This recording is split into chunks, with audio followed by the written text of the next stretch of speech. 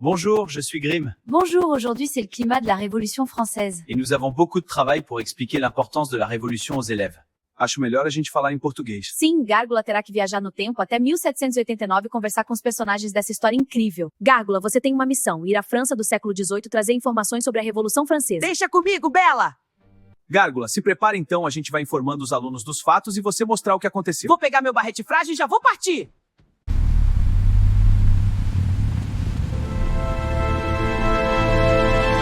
Dr. Brown me emprestou a máquina do tempo, hora de viajar e trazer informações para vocês, alunos! Até daqui a pouco! Uau! Estou em Paris, 1789, estou me sentindo Marty McFly, parece que o povo francês está começando uma revolta. Revolta não, uma revolução! Gárgula já está em Paris. Sim, no momento exato da revolta da população com o rei Luís XVI. Ele ficou lindinho vestido com barrete frágil.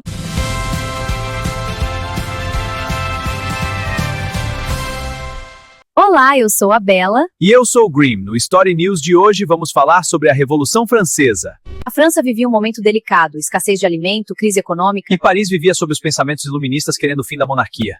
A França, inimiga histórica da Inglaterra, ajudou os Estados Unidos na Revolução Americana a derrotar os ingleses em 76, aumentando ainda mais a crise econômica. O rei aumentava impostos, o povo com baixos salários não conseguia se alimentar. O clima castigou as plantações do principal alimento francês, o trigo. Em Paris iniciam saques em padarias. Sem pão inicia-se uma revolução. Gárgula está lá e vai contar pra gente. Olá, galerinha! O rei Luís XVI prometeu mandar o exército parar a revolta em Paris, mas o povo resolveu tomar a Bastilha, uma fortaleza que tem armas e munições. A queda da Bastilha, em 14 de julho de 1789. Foi o evento do início da Revolução Francesa. Deu início à Revolução. Uma multidão enfurecida em Paris destruiu a fortaleza, tijolo por tijolo. A população saqueou o armamento, agora o povo é um exército civil. O povo francês que sentia fome agora tem sede de vingança. No Palácio de Versalhes, o rei pergunta, é uma revolta? Seus oficiais respondem, não, majestade, é uma revolução. Pressionado, o rei convoca a Assembleia dos Estados Gerais. Contava com representantes do clero, nobreza e povo. Haviam reuniões escondidas, do que podemos chamar partidos franceses. Sim, os jacobinos e girondinos, políticos que desejavam o fim da monarquia. Os girondinos eram liderados por Danton, eram moderados da burguesia. Os jacobinos eram liderados por Robespierre, eram radicais em suas propostas. E o gatinho mais inteligente da história está em Versalhes com Robespierre e explica melhor pra gente tudo isso. Robespierre, o que é a Assembleia dos Estados Gerais? A reunião do clero, que são representantes da igreja, nobreza, monarquia e nós, o povo. Nós representamos 97% da população, enquanto o clero e a nobreza juntos são apenas 3%. Sim, Gárgula, em número somos a maioria, mas o voto é por estado, ou seja, clero e nobreza vencem sempre por 2 votos a 1. E o que fazer agora? Se separar da Assembleia dos Estados Gerais e criar a Assembleia Constituinte. Surgiu em junho de O 1789, e o terceiro estado se separaram dos Estados Gerais. proclamando-se Assembleia Nacional após o juramento do Jogo da Pela, Em agosto, eles criam a Declaração dos Direitos do Homem e do Cidadão. dando direitos individuais aos homens da França. Os homens nascem livres e iguais. A liberdade é poder fazer tudo que não prejudique a sociedade. A lei é a expressão da maioria, a livre comunicação dos pensamentos e das opiniões é um dos direitos mais preciosos.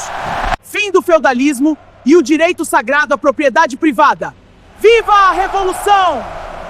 Surge na Assembleia o termo político direita e esquerda. À direita ficam os girondinos moderados e conservadores e à esquerda os jacobinos radicais.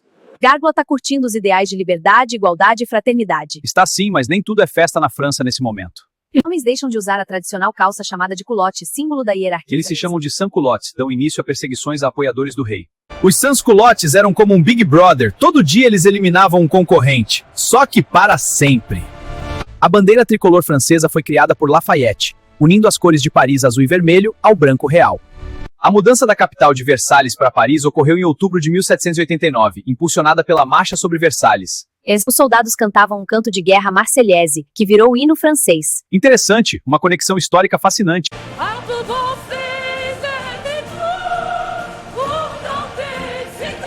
O hino francês diz às armas, cidadãos, marchem, que de sangue impuro saciaremos a sede do nosso solo.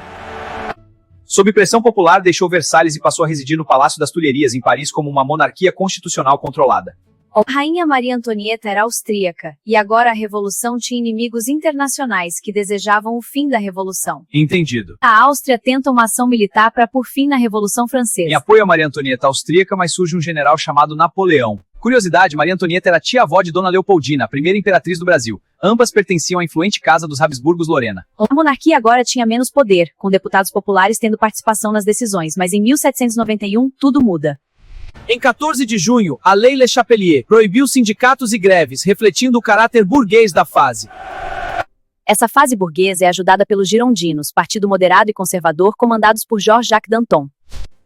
Decisões são tomadas tentando ajudar a burguesia e trazer um pouco de estabilidade à França que arde em chamas. Nosso gatinho viajante do tempo conseguiu falar com Danton e vai mostrar o que os girondinos desejavam. Danton, o que os girondinos desejavam? Equilibrar a França, diminuir protestos, ajudar os comerciantes a se estabelecerem. Os jacobinos são radicais, os sans-culottes matam representantes da igreja e apoiadores da monarquia. Se não agirmos, isso vai virar um terror. Esse ano foi decisivo na Revolução. Vários países que tinham monarquia na Europa viam a Revolução Francesa como uma ameaça.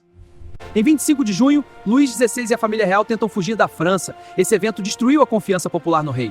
Capturados por soldados da Revolução na região de Varennes, retornam a Paris desacreditados e com poder cada vez menor. A coroa está caindo aos poucos. Tropas de Lafayette atiram contra uma manifestação republicana, aumentando a divisão entre jacobinos e a alta burguesia. Os fatos: 25 de junho, a fuga de Varennes, 17 de julho, o massacre de Lafayette, ao dia 3 de setembro. Constituição de 1791 estabeleceu a monarquia constitucional. Temos uma notícia urgente da Europa. A Declaração de Pillnitz. O imperador e o rei da Prússia apoiam Luís XVI. Isso complica a revolução. Exatamente. A Assembleia Constituinte é dissolvida e a Assembleia Legislativa assume, com forte presença de girondinos e jacobinos. A revolução impulsiona as forças revolucionárias a se organizarem para defender investidas de outros países. Vamos ouvir a entrevista coletiva de Napoleão ao vivo. A mensagem é clara: todos que atacarem o território francês são declarados inimigos e serão devidamente desmantelados. Desejamos a paz, mas temos coragem para enfrentar a guerra. Como general do exército, minha função é defender a França. Os inimigos batem a porta e são repelidos, a população segue insatisfeita. Mesmo sem poder político, a monarquia segue sendo um mal à França. Em 1792, as coisas seguem sem melhorar. O rei é deposto completamente do poder, agora a França fica mais sombria. Deposição de Luís XVI, a abolição da monarquia, o início da Convenção Nacional e o fortalecimento radical dos jacobinos. Chegamos a 1793. Por apelo do povo, os jacobinos chegam ao poder total na França. Fase radical. O terror, mortes aumentam ainda mais por justiça revolucionária e agora a guilhotina não para de ser usada na França. A guilhotina foi criada, e durante a Revolução, apelidaram-na de a navalha nacional. O Dr. Joseph Ignace Guillotin propôs a guilhotina, dizendo ser a forma mais humanizada de executar prisioneiros.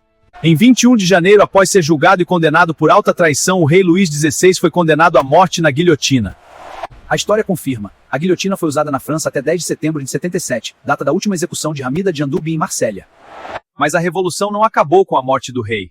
Porque Gárgula vai mostrar uma receita francesa que amamos no café da manhã.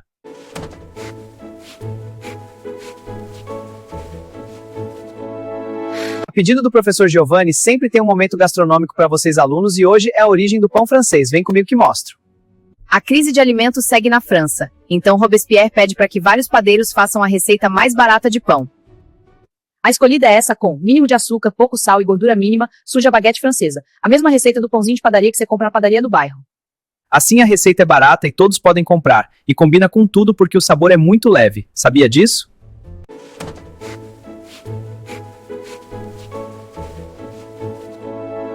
Mas não só de pão viveu a Revolução Green. Sim, Bela, tivemos o episódio de fake news no século XVIII. Jean-Paul Marat, um jornalista, espalhava notícias, denunciava pessoas que eram contra a Revolução e apoiadores da monarquia, levou muitos à morte na França.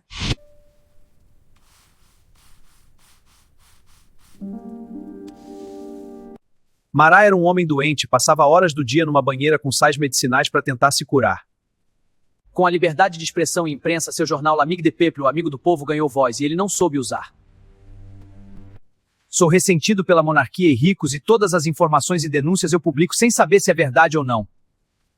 Minhas denúncias são usadas como desculpa para os sans-culottes matarem ou serem julgados sumariamente na justiça da Revolução e executados na guilhotina. Ele foi esfaqueado no peito por Charlotte Corday enquanto tomava um banho medicinal, por ter denunciado o pai dela sendo inocente. O Amigo do Povo foi silenciado em 13 de julho de 1793. E Charlotte Corday foi guilhotinada em 17 de julho de 1793, na Praça de Greve em Paris, aos 24 anos. Fake news é como Cazuza dizia, eu vejo o futuro repetir o passado. A guilhotina tinha fome, de sangue real, ela não parava. Em 16 de outubro de 1793, por volta do meio-dia, local, Praça da Revolução, Paris. O que seria o último sangue real seria então sacrificado. A rainha Maria Antonieta foi executada, pelos mesmos crimes que Luís XVI. O terror Robespierre, como líder do Comitê de Salvação Pública, governava de forma ditatorial, utilizando a guilhotina para eliminar opositores internos e garantir a defesa nacional. O que está acontecendo agora? Não há virtude sem o terror, vamos mudar tudo, até mesmo o calendário. Robespierre muda tudo, até o calendário, que o professor Giovanni já deve ter mostrado a vocês. A ideia era romper com tudo, inclusive a igreja. Temos notícias urgentes da Revolução. Robespierre denuncia Danton ao Comitê de Salvação Pública. Detalhes após o intervalo. É urgente! Danton foi condenado à guilhotina e será morto pelas acusações. Vamos ouvi-lo agora. Danton, o que dizer? Revoluções não são feitas de águas de rosas, mas de sangue. Sinto por ir antes do rato do Robespierre, mas a hora dele chegará e o fim dele será o mesmo!